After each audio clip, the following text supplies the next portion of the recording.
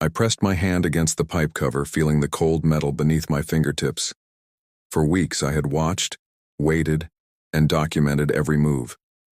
Now I had finally shut off the illegal bypass. No more sneaky adjustments, no more unauthorized taps. Just silence. But silence in a place like this wasn't peace, it was a warning. Karen hadn't gone quietly, and I knew she wouldn't give up that easily. Not long after I sealed the pipe, I saw her again. Not in the street, not shouting from her porch, but sneaking around the fence in the dead of night, flashlight in hand, trying to pry open the access point. Her movements were frantic, desperate, like someone trying to claw back control from the darkness. She failed to open the lock, of course. I had replaced it earlier that day. But her persistence was clear. She wasn't finished yet. I reviewed the footage from my hidden camera. Her shadow lingered, then vanished into the night.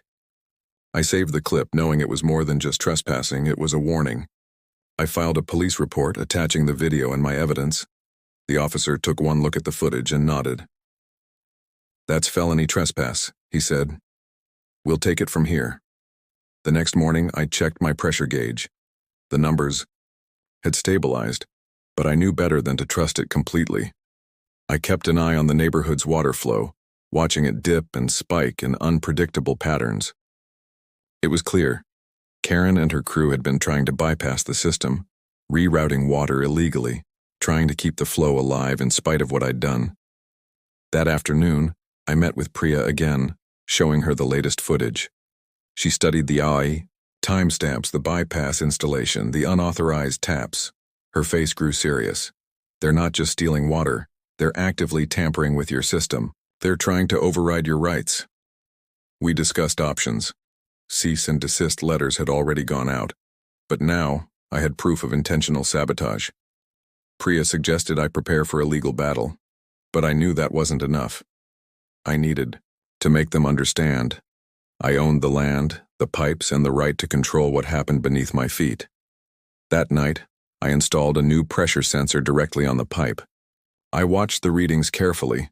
Around midnight, the numbers jumped, an unexpected surge. Then at 3 a.m., another spike.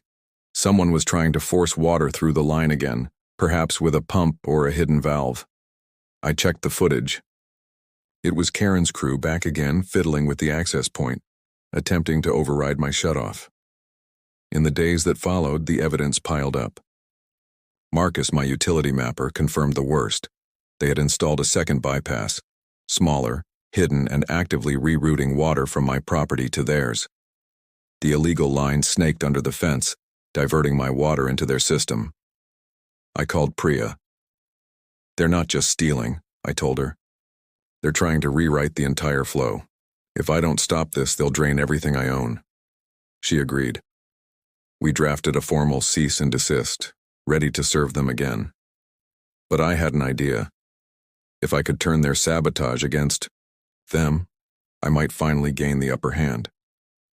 That night, I set up a tiny concealed pressure monitor on the bypass line. I watched the readings as the hours ticked by. Around 2 a.m., the numbers spiked again.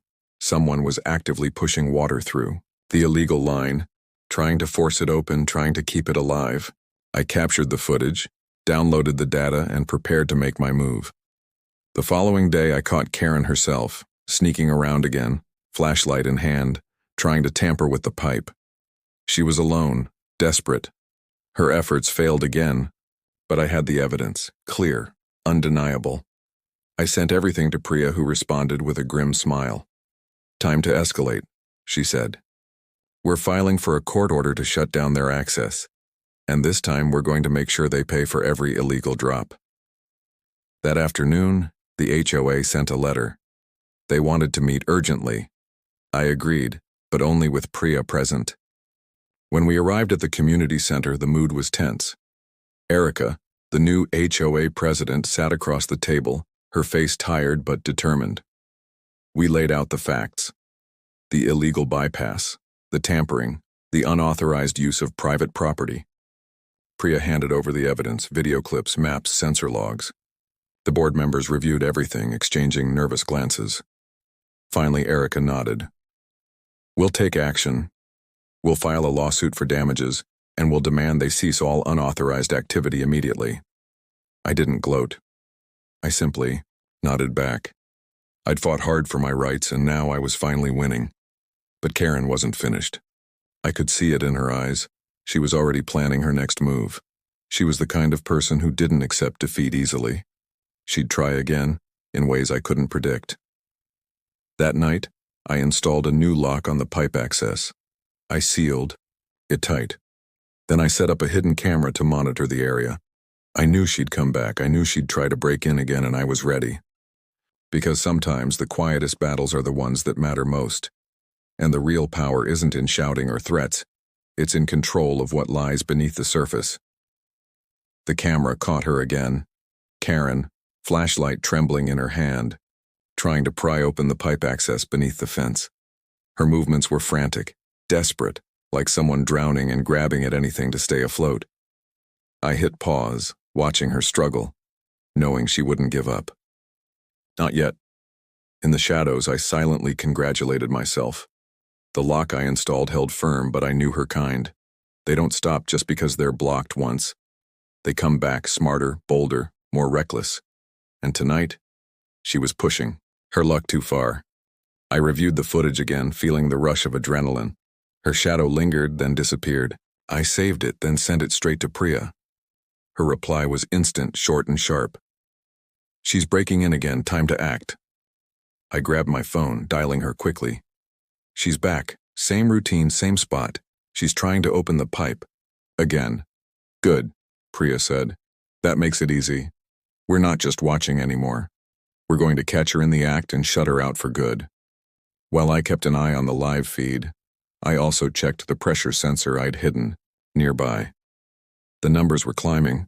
Someone was forcing water again. I saw her fiddling with the valve, trying to override the system.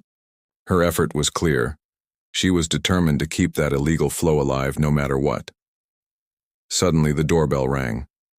I froze, heart pounding. I wasn't expecting anyone. I peeked through the window, no one in sight. But the camera caught movement. Her silhouette, retreating into the darkness.